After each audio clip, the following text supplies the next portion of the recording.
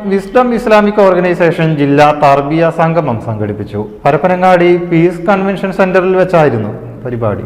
പവൻ gold light star complex Thirunavaya road Puthanathani. Wisdom Islamic organisation സംസ്ഥാന അധ്യക്ഷൻ PN Abdul Latheef Madani സംഗമം ഉദ്ഘാടനം ചെയ്തു. മുൻ വിദ്യാഭ്യാസ മന്ത്രി PK അബ്ദുൾ റബ്ബ് മുഖ്യാതിഥിയായി. ജില്ലാ അധ്യക്ഷൻ ഹനീഫ ഓടക്കൽ അധ്യക്ഷനായി. അറബി സാഹിത്യത്തിൽ ഡോക്ടറേറ്റ് നേടിയ ഡോക്ടർ മുനവർ ഫൈറൂസിനെ ഉപഹാരം നൽകി ആദരിച്ചു.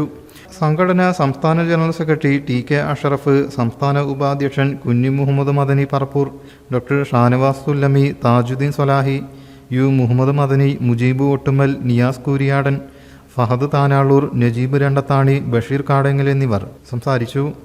ജില്ലയിലെ വിവിധ ശാഖകളിൽ നിന്നുള്ളവരും പങ്കെടുത്തു. റംസാൻ ഭാഗമായി മണ്ഡലം ശാഖാതലങ്ങളിൽ വിവിധ പരിപാടികൾ ഒരുക്കാനും സംഗമം തീരുമാനിച്ചു.